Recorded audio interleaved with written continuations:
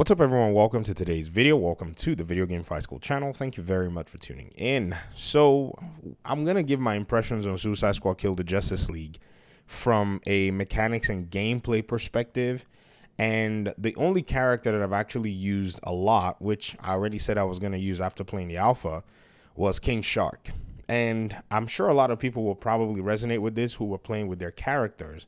But let's go ahead and kind of talk about gameplay feel. Now, the only challenge about gameplay feel is I cannot feel the game on your behalf. You actually have to feel the game. So this is where I think my, opinion is going to be subjective about this. Now, keep in mind, I'm sure there are people who are probably wondering if they're going to even bother playing this game or not. But I always have said, if you're not a live service game player, if you don't play games like the Division 1 or the Division 2, or if you don't play games like Fortnite, which I don't play Fortnite, I only play the Division games as my shooters, then Suicide Squad Kill the Justice League is going to be a foreign concept for you. I see a lot of people getting hung up on the story and all of that.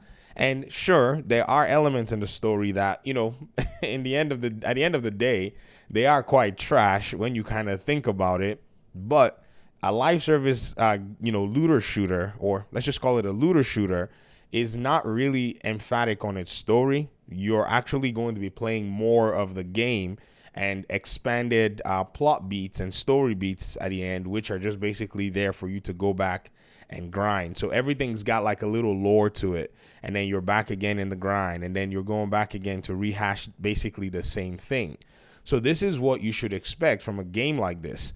This is not going to be your regular game where you have a conclusion or a crescendo. No, even that by itself being done, there seemingly will be more things for you to be able to go find out there.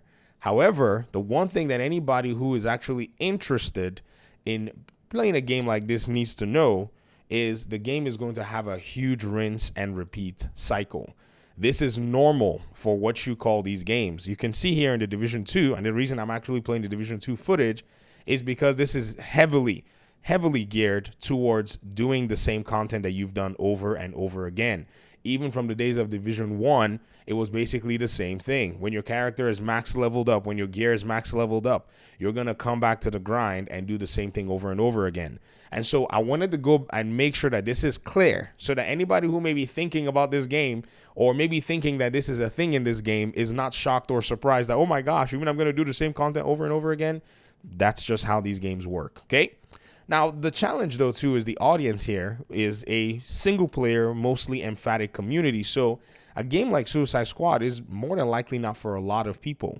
So I'm making these caveats so that when I start talking about these systems, it is not necessarily something that's going to shock a lot of you.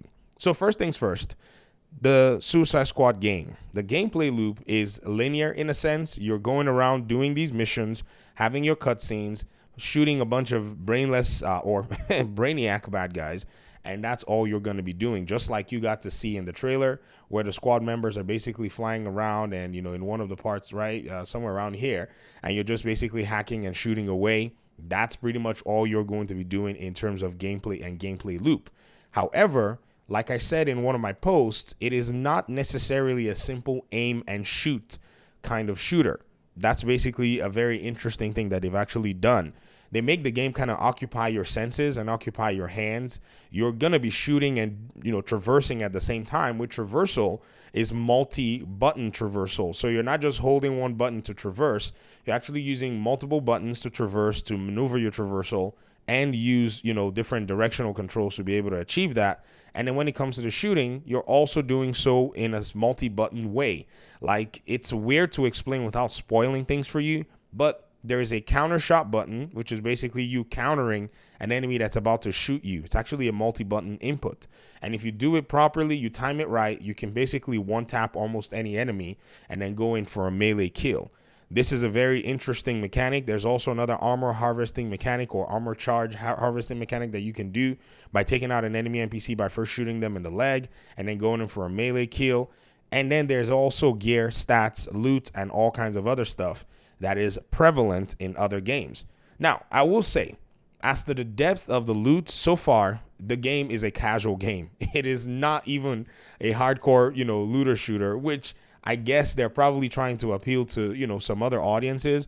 Having played Tom Clancy's The Division 1 and The Division 2, those are hardcore games. They have hardcore elements to them. They don't care if you're a casual. You can probably play casual content in those games, but there's stuff that is just reserved for those who are willing to sit there and just slug it out. I've seen a lot of people say things about Gotham Knights. Oh, Gotham Knights is a grindy game or whatever. Gotham Knights is not a grindy game.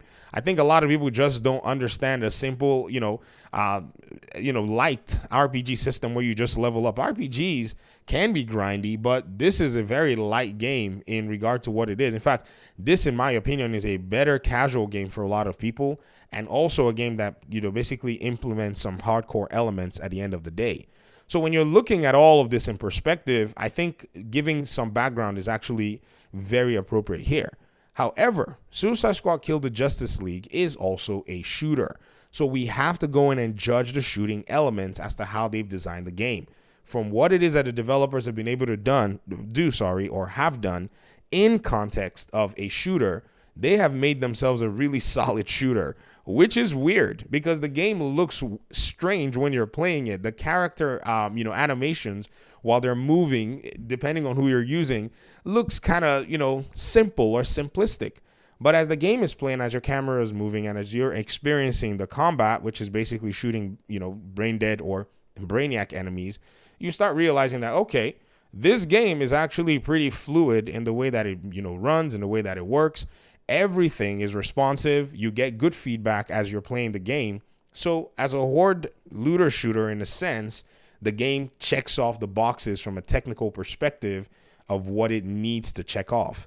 And that's pretty much it. There is not more to say about a game like this, seeing that it's casual for the most part, and seeing that at the end of the day, it accomplishes what the designers accomplished.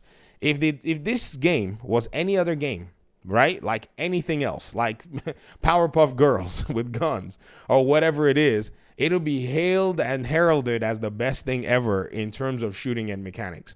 I think the biggest hangup we're seeing right now is the fact that this game is a live service online only game as of now, which many people are acting like they haven't seen before, which is funny. I've been looking at a lot of people talk about that. I'm like, man, y'all really don't play a lot of games, or maybe you're just used to playing, simple games. And I see a lot of people complaining that these games being online only is such a bad thing. Your consoles are probably not capable of dealing with a lot of the challenges that these games have to, basically overcome to be able to get you the gameplay. When they made the Division 1 and 2, the PS4 could not carry that game, and that's simply why they put the game online, to be able to run a lot more things. And I got to see Windows Central actually write about this game, and their article was so weird. It actually said that the searches for Suicide Squad refunds were surging 791% following the game's early access launch. Disaster. They used the word disaster for the developers taking down the game on the New Zealand side so that they could actually upload the build that did not literally complete the game. That was basically the developers uploading the wrong build. That's basically it. They just uploaded a build that went straight to endgame. Not necessarily disaster as anybody would call it. And I wonder if these outlets, I think a lot of folk in these outlets are really, really drawn to a lot of casual titles. Many of them are not going to sit down and grind a lot of these games. There's just no time. You're not able to do your full-time job really and then stick to one game when you have to sample hundreds of games every year at least, or at least look at them. So that's where this is, that's my premonition anyways. So they talk about this. They talk about the Arkham games, talk about the paid early access devastating launch bug. Guys, they uploaded a wrong build of their game, and this happens with these online-only games a lot. Again, you're talking to a Division player who gets kicked out of the servers all the time. Not saying that this is a good or pleasant thing, but I'm saying that this is an overreaction at the end of the day, because again, some of the skepticism, may stem from games like Square Enix Marvel Avengers. We saw a similar development cycle. That's not true. Marvel's Avengers was also had an offline portion as well. This is all a conflation at the end of the day. You can see all this as like, man, this is weird. And they did not get a key. They were like, well, what it is? It said, we have not tried the game. There's a place where Jez Corden writes this. And I was thinking to myself, most reviewers have not gotten the game, blah, blah, blah. But some people have gotten the game. Some fans have gotten the game. early access. I think YouTubers like Lejeune, YouTubers like what's his name, Expect to Go, who's a huge Harry Potter fan and was the first content creator that they brought into the studios at Avalanche to look at Harry Potter. He's got a review code. I mean, some people are getting review codes February 2nd.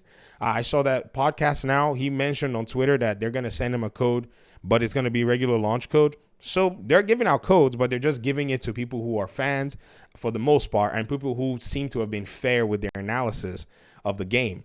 And that's the lack that we see here with the media, is their lack of fairness. Many of them are very keen on damaging this game.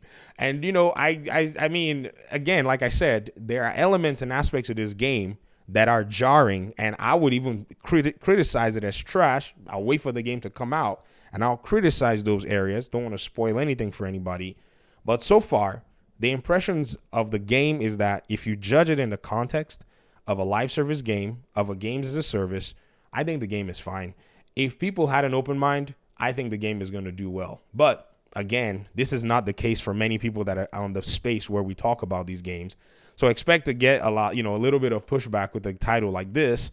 Whereas for someone like me, I'm not bothered. And I saw somebody was basically, I think some people are really, really upset that this game is a thing. But here's what I say to you. Wonder Woman is coming very soon. A solid game, single player. It's going to check off at least a lot of the boxes that many of you wanted to check off. If it's an RPG, though, don't go slouch on me and say, "Oh no, it requires for me to be able to get good gear." Don't be a weakling. Beat the bad guys, grind the game, learn the concepts, learn the combat. Don't come out here telling me the combat is slow like many people did with Gotham Knights. Oh, the combat is not good. I'm like, no. If you learn the combat, there's nobody who's learned Gotham Knights combat that says that the combat's bad. I haven't seen the person. And whenever anybody says that, I say, show me your combat footage. Let me show you my combat footage. Go try the things that we're able to pull off. Those of us who mastered the combat, come back again and see if you truly think that. Because there's no way you'd think that. Because they made Gotham Knights like a fighting game. It's a high skill game in a sense. And, you know, that may be jarring for a lot of people, but you know, if you're not really into, you know, games like that require a lot of you in terms of mastery, huge learning curve, that might be somewhat shocking. So, talk to you guys in another video. Let me hear your thoughts in the comment section. Thanks so much for watching the video. I appreciate you guys' time and audience, and hopefully we'll talk pretty soon in another one. Peace out.